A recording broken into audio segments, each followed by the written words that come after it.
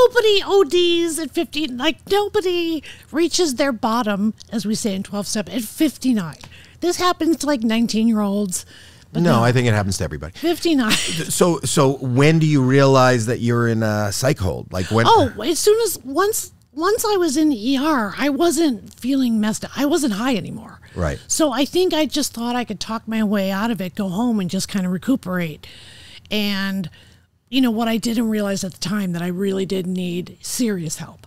Now, I didn't go to rehab because it was the height of COVID pre-vaccine, but the hospital introduced me to 2 people that are professional, like recovery 12-step people.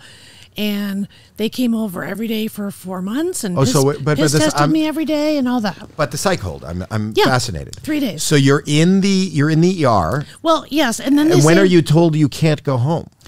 When, after about an hour, well, when they first said, we're going to put you on a 5150. Oh, they say that to you. And because I've, of course, done material in my act about Kanye and Britney Spears, I know exactly what a 5150 is. And then I started trying to talk my way out of it. And that's when they pulled back the curtain, and that's where the cops were. And then they just process you like any other time you're in the hospital. And then did they walk you upstairs? Is there are you in a lockdown? You're getting an IV of saline. Right. So you're already tethered to an IV. So they just roll you in the gurney. And I actually did get my own room, which was good. And so I was just in a room for 3 nights, and they had this poor woman that would sit at the foot of the bed, and I honestly didn't understand what was going on. You didn't? And I would You didn't say, know that's like a suicide watch, right? Oh my gosh, Consuela, you should go. I'm totally just going to fall asleep. I know I'm being boring today. And she'd be like, oh, Miss Griffin. Well, like, she wouldn't say anything. And I really didn't know that she's the suicide watch person. You didn't know that? And I just, because I thought that was for crazy people, not me.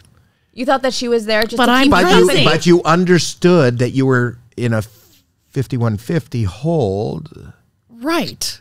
So I don't understand why. I thought I was being watched enough by like whatever nurses just come by to change the bag or whatever. So I was like, oh, well, somebody's checking on me constantly. How would I ever escape? Like, it was inconceivable to me that I would escape or that they think I would escape.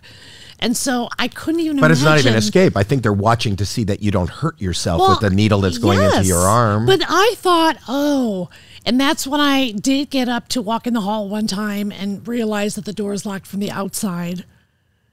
And I was like, click, click. Oh, right. So no, I really wasn't taking it in real time. I was processing. How do they make a decision then that your 5150 is done? Are there people coming in and interviewing you and seeing what your mental state is? I texted my cardiologist, who's the one that, you know, wisely said you have to go to the hospital. Mm-hmm. And I said, what can I do to get out of here? And he said, they have to keep you 72 hours because of all the stuff you took and everything. And they also ask you if you wrote a note. And I said, yes. And so by being honest about that, that's another sign that they go, okay, she didn't just take all these meds that are in her urine sample. She admitted to writing a note. So they judge the seriousness based on some questions. Is it more serious to write a note? Yeah. Yeah. I think they think that means you mean business.